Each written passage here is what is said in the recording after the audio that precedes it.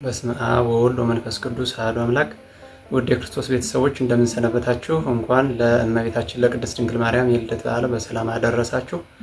ለቻናላችን አዲስ የሆናችሁ ሰብስክራይብ በማድረግ ቤተሰብ ሁኑ እያልኩኝ ቀጥታ ወደ ዕለቱ ጉዳያችን አልፋለሁ ማለት ነው። እንግዲህ ዛሬ ማለትም ግንቦት 1 ቀን ከእመቤታችን 33 በዓላት አንዱ የሆነና እንዲሁም ከቤተ ክርስቲያናችን ታላላቅ በዓላት የሚመደበው የእመቤታችን የቅድስት ድንግል ማርያም የልደት በዓል ነው ማለት ነው። ዛሬ ይህ ቀን ማለት የመዳናችን ምዕራፍ የተጀመረበት እንዲሁም የአዳም ተስፋው ወደ መሬት እግዚአብሔርም እኛን ለማዳን ያዘጋጃት ቅድስት ድንግል ማርያምን ወደዚህ ዓለም ያመጣበት ቀን ነው ማለት ነው። ዛሬ ግንቦት 1 ቀን እንዲሁም ይህ ቀን ክርስቶስን በመውለዷ ብቻ ሳይሆን ዘላለማችንን ከአምላካችን ከኢየሱስ ክርስቶስ የምታስታርቀንና ምሕረትን የምታስገኝልን እናታችን ቅድስት ድንግል ማርያምን ያገኘንበት ቀን ነው ማለት ነው። እንግዲህ የእመቤታችን ልደት እንዴት ነው ብለን ከጠየቅን ሁለት በእግዚአብሔር ቤት የሚኖሩ አምላካችን ኢየሱስ ክርስቶስን በመፍራት እና በማመስገን የሚኖሩ ደጋግ ሰዎች ነበሩና በዘመናቸውም ሀብት ንብረት ሲኖራቸው ነገር ግን ሀብት ንብረታቸውን የሚወርስ ልጅ ያልነበራቸው ሁለት ደጋግ ሰዎች ነበሩ። እነዚህም ልጅ ይሰጣቸው ዘንድ እግዚአብሔርን ዘወትር ይማጸኑት ነበረ። በአንዲት ቀን ሌሊትም ያች ደግ ሴት ህልም እንዳያለች ያየችው ህልምም ከማህፀኗ ነጭ ጥጃን ስትወጣና ያቺ ነጭ ጥጃም ሌላ ነጭ ጥጃን ስትወልድ እያሉ እስከ 7ኛ ትውልድ ድረስ ሲዋለዱ 7ኛዋም ጨረቃን ስትወልድና ጨረቃዋ ደግሞ ፀሐይን ስትወልድ ህልም ታያለች ማለት ነው። ያቺ ሴት ይህንን ጉዳይ ወደ ህልም ፈቺ ዘንድ ሄደው ሲጠይቁ 7 ነጫጭ ጥጆች 7 ሴት ልጆች ናቸው። 7ኛይቱ ጨረቃ ደግሞ ከሰው ሁሉ የከበረች ከመላእክትም የከበረች ደግ ፍጥረትን ከናንተ ትወለዳለች ከናንተ ዘር የምትወለድ ስለሆነች ነው ብሎ ነገር ግን የፀሐይ ነገር ግን አልተገለጠልኝም ብሎ ህልም ፈቺው ነግሯቸዋል ማለት ነው። እንግዲህ ጨረቃ የተባለች እናታችን ቅድስት ድንግል ማርያም ናት። ፀሐይ የተባለው ደግሞ ፀሐይ ጽድቅ ክርስቶስ ነው ማለት ነው። እኒህም ደጋግ ሰዎች ሴት ልጅን ወለዱ። ይህ ትውልድም እየቀጠለ እስከ 7ኛ ትውልድ ደርሶ በ7ኛው የእመቤታችን የቅድስት ድንግል ማርያም እናት ቅድስት ሐና ተወለደች ማለት ነው። በ7ኛው ትውልድ ከዛም ቅድስት ሐና ኢያቄምን አግብታ እመቤታችን ቅድስት ድንግል ማርያምን ጨረቃዋን ጸንሳለች። እመቤታችንም ገና ተጸንሳ ባለችበት ሰዓት ብዙ ተአምራትን አድርጋለች። ድውያንን ፈውሳለች፣ አንካሶችንም ፈውሳለች ማለት ነው። ይልቁንም የቅድስት ሐና ያጎት ልጅ የነበረ ሳሚናስ የሚባል ሰው ሞቶ ነበርና በዛ ሰዓት የቅድስት ሐና ጥላ ሲያርፍበት ከሞት ሊነሳ ችሏል። ያም ማለት እመቤታችን ቅድስት ድንግል ማርያም ገና በጽንሰቷ ተጸንሳ ሳለችም ሞትን ሁሉ አስነስታለች። ይህን ሁሉ ታምራት አድርጋለች ማለት ነው። ይህም ሰው ከሞት ተነስቶ ስለ እመቤታችን ስለ ቅድስት ድንግል ማርያም ምስክርነቱን ሰጥቷል፣ መስክሯል፣ አመስግኗታልም። ይህንን ባዩ ጊዜ ቅናት ገንዘባቸው የሆነ አይሁድ ቅድስት ሐናንና ኢያቄምን ሊገድሏቸው ሲሞክሩ ቅዱስ ገብርኤል በታምራቱ ሊባኖስ ወደሚባል ተራራ ይዟቸው ወጥቷል። እመቤታችንም ግንቦት 1 ቀን ማለትም በዛሬው ቀን ከቅድስት ሐናና ከኢያቄም በዛሬው ቀን በሊባኖስ ተራራ ተወልዳለች ማለት ነው። ይህም ሁሉ የሆነው ሐናና ኢያቄም ቅድስት ድንግል ማርያምን የወለዷት ልጅ ስላልነበራቸው በስለት ነበር የወለዷት። እመቤታችንን ያገኙ ተስለው ነበር። ይህም ስለታቸው እንደሌላው ጊዜ ወይንም እንደሌላው ሰው ገንዘብ ወይም ሌላ ንብረት ሳይሆን ወርቅ ወይም ብር ሳይሆን የተሳሉት ራሷን እመቤታችን ቅድስት ድንግል ማርያምን ነው። የቤተክርስቲያን አገልጋይ አድርገን እንሰጣለን ብለው ነበር የተሳሉት ማለት ነው። እመቤታችንም 3 ዓመት በሞላት ጊዜ እስከ 3 ዓመት በእናቷና በአባቷ ቤት በንጽህናና በቅድስና ካደገች በኋላ 3 ዓመት በሞላት ጊዜ ስለታቸውን ለማድረስ ቅድስት ሐናና ኢያቄም ወደ ቤተ መቅደስ ይዘዋት ሄደዋል ማለት ነው። ካህኑ ዘካርያስም ህዝቡን ሁሉ ሰብስቦ እስካሁን እና ካሁን በፊት ይመጣ የነበረው ገንዘብና ማለትም ወርቅና ብር ነው። አሁን ግን ስለት የመጣልን ሰው ነው እና ይችን ሰው ምን አብልተን ምን አልብሰን እንያዛት እያሉ ካህኑ ዘካርያስም ህዝቡም ይጨነቁ ጀመር። ከዛም መልአኩ ቅዱስ ፋኑኤል ህብስት ሰማያዊና ጽዋ ሰማያዊን ይዞ ከሰማይ ወረደ በዛ ሰዓት። በዛን ጊዜም ከካህኑ ከዘካርያስ ጀምሮ ሁሉም እንደየጸጋ ክብራቸውና እንደየማይረጋቸው ያንን ህብስትና ያንን ጽዋ ለመቀበል ቀረቡ ወደ መልአኩ ወደ ፋኑኤል ማለት ነው። ነገር ግን በዛ ሰዓት ወደነሱ መልአኩ ቅዱስ ፋኑኤል ወደነሱ አላደረሰውም። እነሱ ካህኑ ዘካርያስና ሌሎችም የቀረቡበት ምክንያት ካህኑ ዘካርያስ ህዝቡን ቀድሶ በሚያቆርብበት ሰዓት መስዋዕት በሚሰዋበት ሰዓት ለሱ ከሰማይ ህብስት ሰማያዊ ይወርድለት ነበርና ዛሬስ እንዴት ጸጋዬን እግዚአብሔር በግልጽ አመጣብኝ ብሎ የሱ መስሎት ነበር የቀረበ። ነገር ግን ሁሉም ሲቀርቡ መልአኩ ከነሱ ይርቅ ነበረ። በኋላም እመቤታችን ቅድስት ድንግል ማርያምን ምናልባት የሷ ከሆነ በማለት ለብቻዋን ሲያደርጓት አንድ ክንፉን አንጥፎ አንድ ክንፉን ደግሞ ከልሎ ህብስቱን መግቧታል፣ ጽዋውንም አጠጥቷታል። ይህንን ባዩ ጊዜ ምግቧ እስከ እግዚአብሔር ከሆነ ለምን ከህዝብ ጋር እናጋፋታለን በማለት በቤተ መቅደስ እንድትኖር ተወስኖ ከዛ ቀን ጀምራ ከ3 ዓመቷ ጀምራ በቤተ መቅደስ መኖር ጀምራለች። ከዛ በኋላም ለ12 ዓመታት በቤተ መቅደስ ህብስት ሰማያዊን እየተመገበች ጽዋ ሰማያዊንም እየጠጣች ሐርና ወርቅን እያስማማች እየፈተለች 12 ዓመት በቤተ መቅደስ ኖራለች ማለት ነው። ይህንም አባ ሕርያቆስ በቅዳሴው ድንግል ሆይ ምድራዊ ህብስትን የተመገብሽ አይደለሽም ከሰማየ ሰማያት የበሰለ ሰማያዊ ህብስትን እንጂ፣ ድንግል ሆይ ምድራዊ መጠጥንም የጠጣሽ አይደለሽም ከሰማየ ሰማያት የተቀዳ ሰማያዊ መጠጥን እንጂ፣ ድንግል ሆይ ከአንቺ አስቀድሞ ከአንቺም በኋላ እንዳሉ ሴቶች እድፍ ጉድፍ የምታውቂ አይደለሽም በንጽህና በቅድስና በቤተ መቅደስ ኖርሽ እንጂ፣ ድንግል ሆይ የሚያታልሉ ጎረምሶች አረጋጉሽ አይደለም የሰማይ መላእክት ጎበኙሽ አረጋጉሽ እንጂ ብሎ በቅዳሴው አባ ሕርያቆስ ሲያመሰግናት እናገኛለን ማለት ነው። ከ12 ዓመታት በኋላ እመቤታችን በእናትና በአባቷ ቤት ለ3 ዓመት በቤተ መቅደስ ለ12 ዓመት ከኖረች በኋላ እመቤታችን ቅድስት ድንግል ማርያም 15 ዓመት ሞላት ማለት ነው። ይህንም አይሁድ ባዩ ጊዜ ሐሳባቸው ሁሉ ምድራዊ ብቻ ስለነበረ ለስሙ አጠራር ክብር ይግባውና ይህች ሴት 15 ዓመት ሞልቷታልና ልማዳ አንስት ታደርሳለች፣ ቤተ መቅደሳችንንም ታሳድፋለች ብለው ከቤተ መቅደስ ለማስወጣት በሷ ላይ ተነሳሱ። ካህኑ ዘካርያስም ይህን በሰማ ጊዜ ወደ ቅድስት ድንግል ማርያም ገብቶ የሆነውን ሁሉ ነገራት። የአይሁድን ሐሳብ ምክራቸውን ሁሉ ነገራት። እንዴትስ እንደሚሻል አማከራት። በዛን ጊዜም አይ አንተ ወደ እግዚአብሔር አመልክትልኝ እንጂ እኔማ ምን አውቃለሁ ብላ ስትለው እሱም እንዳለችው ወደ እግዚአብሔር አመለከተ። እግዚአብሔርንም ሲጠይቅ ወደ እግዚአብሔርም ሲያመለክት ሚስቶቻቸው የሞቱባቸውን ከአይሁድ ዘር የሆኑ እስራኤላውያን ሽማግሌዎችን በትር ሰብስበህ ስትጸልይበት እደር፣ በዛም ምልክቴን አሳይሃለሁ ብሎ እግዚአብሔር ምላሹን ሰጠው። እሱም እንደተባለው ባደረገ ጊዜ የአረጋዊ ዮሴፍ በትር ውሃ ሳያጠጧት እና ሳይተክሏት ለምልማ አበባ ፍሬንም አፍርታ ተገኝታለች። በሁለተኛ ደረጃ ዕጣ ሲጣጣሉ አሁንም ለአረጋዊ ዮሴፍ ደርሳለች። ነገር በሶስት ይጸናልና በሶስተኛ ደረጃ ደግሞ ርግብ በላዩ ላይ አርፋለች። ይህንን ሶስቱንም ምልክት ይዘው እመቤታችን ቅድስት ድንግል ማርያምን ለአረጋዊ ዮሴፍ ተሰጥታለች ማለት ነው። ይጠብቃትና ያገለግላት ዘንድ ለሱ ተሰጥታለች። ይህንን በማቴዎስ ወንጌል ምዕራፍ 1 ቁጥር 18 ላይ እናቱ ማርያም ለዮሴፍ በታጨች ጊዜ በመንፈስ ቅዱስ ጸንሳ ተገኘች ብሎ ተጽፎ እናገኘዋለን። እዚህ ላይ መታጨት ስንል እንደዚሁ በዘመናችን እንዳለው አይነት መታጨት አይደለም። ይልቁንም ይጠብቃት ዘንድና ያገለግላት ዘንድ የተመረጠ ነው እሱ አረጋዊ ዮሴፍ እንጂ እንዳሁኑ እንደ ዘመኑ አይነት መታጨት ጋብቻ አይነት እንደሆነው መታጨት አይደለም ማለት ነው። ይህንም ቃል ቅዱስ ጳውሎስ ይህን መታጨት የሚለውን ቃል ማለት ነው በአንደኛ ቆሮንቶስ በምዕራፍ 11 ቁጥር 2 ላይ እንደ ንጽሕት ድንግል እናንተን ለክርስቶስ ላቀርብ ለአንድ ወንድ አጭቻችኋለሁ ብሎ ተጠቅሞበት እናገኘዋለን። ይህንም ሲል እኛ ምእመናን በክርስቶስ እንጠበቅ ዘንድ ክርስቶስ ይጠብቀን ዘንድና እኛም በሃይማኖታችን ተጠብቀን እንኖር ዘንድ ማለቱ ነው። እንደዚሁም ቅድስት ድንግል ማርያም ለዮሴፍ ታጨች ስንልም ይጠብቃትና ያገለግላት ዘንድ መሆኑ ግልጽ ነገር ነው ማለት ነው።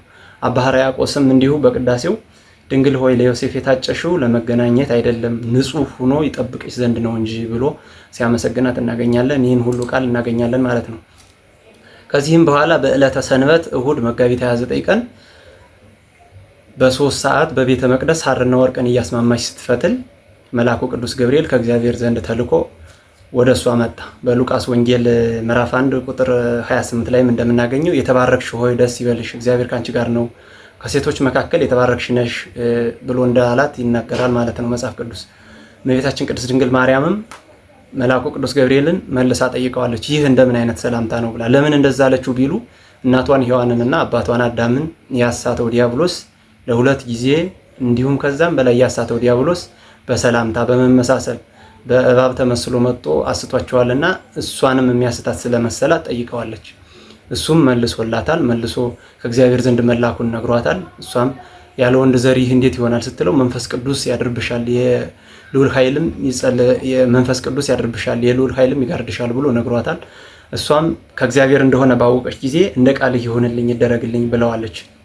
በዛ ሰዓትም እሷ ነፃ ፈቃዷን እግዚአብሔር ተጠቅሞ እሷ ፈቃደኛ በሆነች ሰዓት የእግዚአብሔር መንፈስ በቅድስት ድንግል ማርያም ማኅፀን አድሮ ክርስቶስም ተጸንሷል ማለት ነው በዛ ሰዓት። ከዛም በዘመኑ የነበረው ንጉስ አውግስጦስ ቄሳር ሕዝብ ሁሉ ይቆጠር ዘንድ አዋጅ አስነግሮ ነበርና አረጋዊ ዮሴፍም ቅድስት ድንግል ማርያምንና ሰሎሜን ይዞ ወደ ቤተልሔም ሄዷል።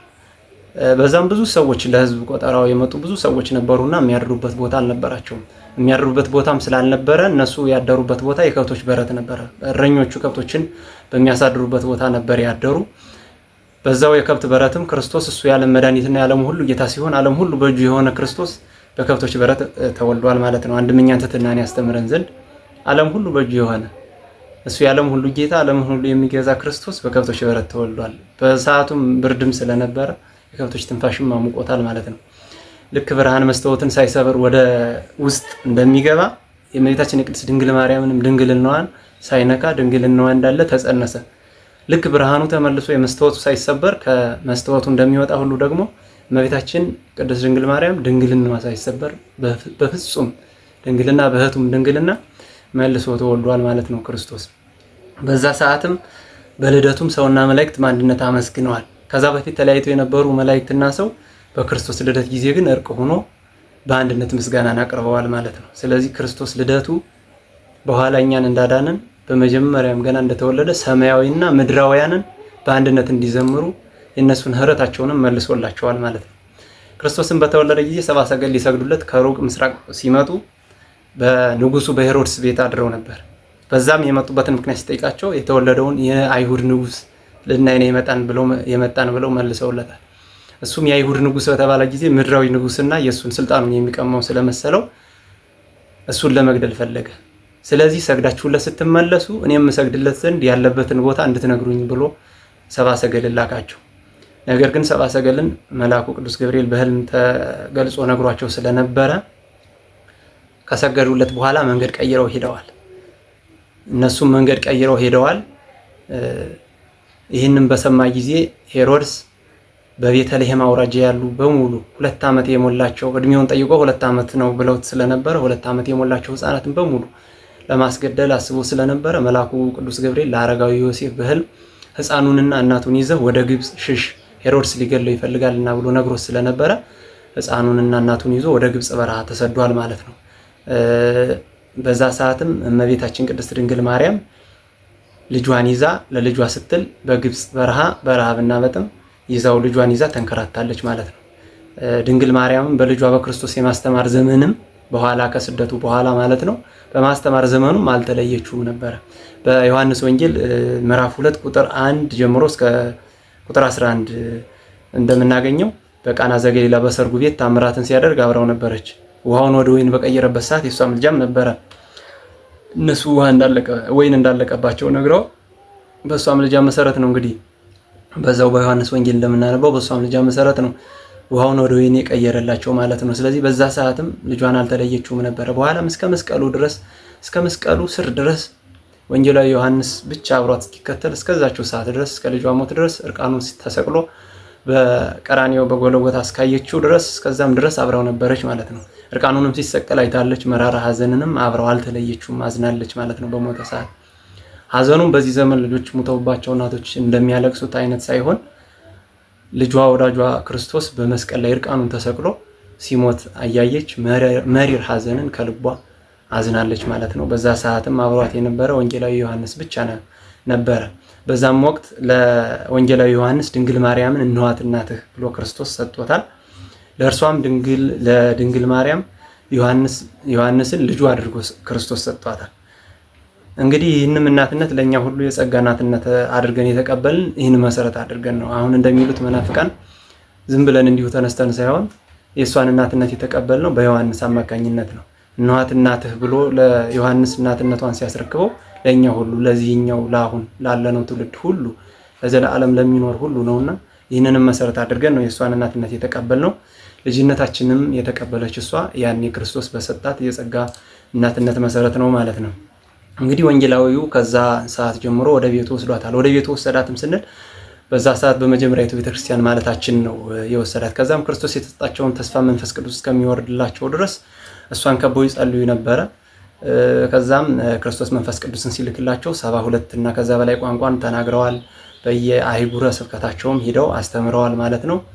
ይህን አብነት አድርገንም እኛ ቅድስት ድንግል ማርያምን መሰረት አድርገን የእሷንም ልጃና ጸሎት ተማምነን አሁን እኛ እነሱ ሐዋርያት በእሷ ተስፋ መንፈስ ቅዱስን እንዳገኙ ሁሉ እኛም ተስፋ መንፈስ ቅዱስን እናገኛለን ብለን እሷን መሰረት አድርገን የእሷን ምሕረትም መሰረት አድርገን ጸሎት የምናደርግ ከዛ የተነስተን ነው እንጂ እንዲሁ አይደለም። አባቶቻችንም የሐዋርያት የስብከታቸው ሞገስ አንቺ ነሽ ብለው የተናገሩም ይህንን መሰረት አድርገው ነው ማለት ነው። እንግዲህ ይሁን ሁሉ ካየን ጠቅላላ እመቤታችን ቅድስት ድንግል ማርያም በምድር ላይ የኖረችበት እድሜ ዘመኗ ጠቅላላ 64 ዓመት ነው። ይህም 3 ዓመት በእናትና በአባቷ ቤት ነው የኖረችው። ከዛም ለ12 ዓመታት በቤተ መቅደስ ኖራለች። 15 ዓመት ይሆናል ማለት ነው። ከዛም ከ15 ዓመት በኋላ ለ9 ወር ከ5 ቀን ደግሞ ጌታችንና አምላካችን ኢየሱስ ክርስቶስን ጸንሳ ኖራለች። 16 ዓመት ይሆናል ማለት ነው።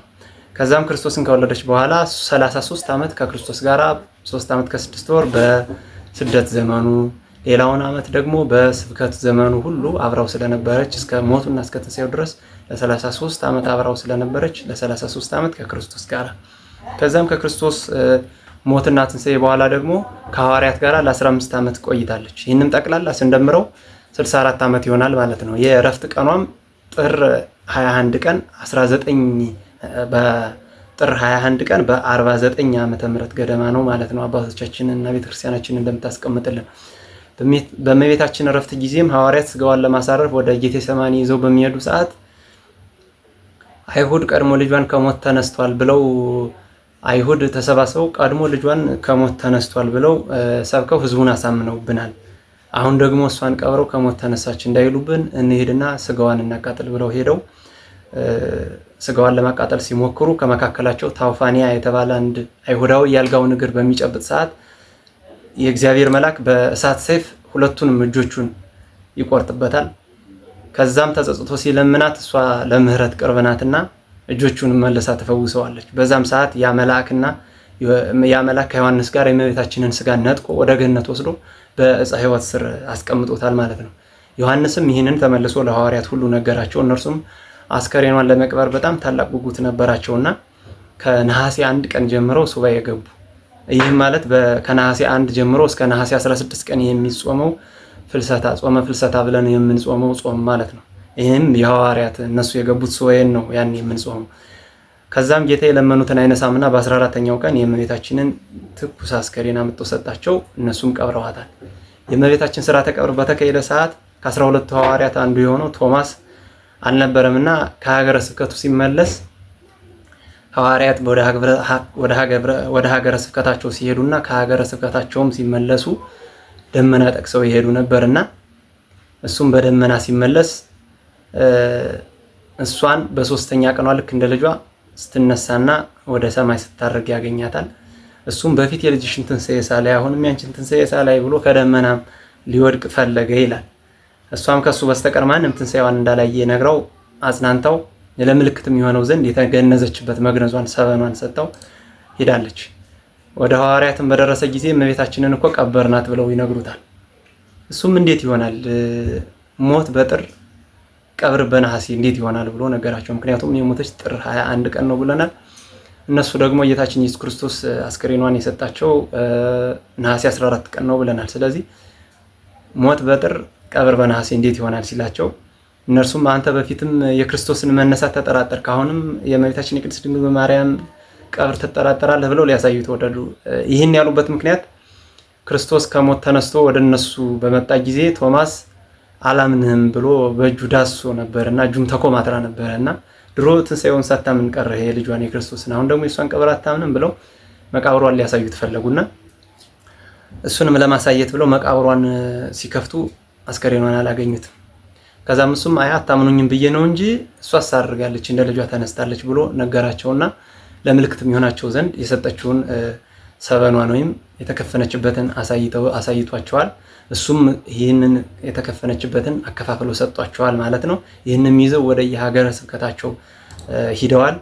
ይህም አሁን በዘመናችን የካህናት መጠምጠሚያ ወይም ሻሽ ተብሎ የሚታወቀው የዛ ምሳሌ ይሆን ዘንድ ነው ማለት ነው። እንግዲህ የእመቤታችን ሙሉ ታሪኩን ለመናገር እንኳን በእኛ አቅም በታናናሾች አቅም አይደለምና አባቶቻችንም አልቻሉም። ሙሉ የእሷን ጸጋና ክብርም ለመናገር የዓለም ቃላት ሁሉ እና ፊደላት ቢሰባሰቡም እሱን አይቻልም። ነገር ግን እንግዲህ ትንሽ ከውቅያኖስ በማንኪያ እንደ መቅዳት ያክል ዕለቱን ብቻ ለማስታወስ ያክል የእመቤታችን የቅድስት ድንግል ማርያም ታሪክ ከውልደቷ እስከ ህልፈቷ እስከ ትንሣኤዋ ድረስ ያለችው አጭር ታሪክ ይችን ትመስላለች ማለት ነው። ያስተማረን የመከረን የቅዱሳን አምላክ ስሙ የተባረከና የተመሰገነ ይሁን። እንደተለመደው ቻናላችንን ሰብስክራይብ በማድረግ እንዲሁም ቤተሰብ የሆናችሁ ደግሞ ላይክ እና ሼር እያደረጋችሁ በኮሜንትም ሀሳባችሁን እየሰጣችሁ ታበረታቱን ዘንድ በክርስቶስ ስም ጠይቃለሁ ማለት ነው። በቀጣይ ቪዲዮ እስከምንገናኝ ቸር ሰንብቱ። ብእሲተ ሰማይ ማርያም ዘትለብሲ ፀሐየ ብእሲተ ሰማይ ማርያም ዘትለብሲ ፀሐየ ተአምረኪ ጸሐፈ ተአምረኪ ጸሐፈ ጸሐፈ ዮሐንስ ዘርየ ተአምረኪ ጸሐፈ ተአምረኪ ጸሐፈ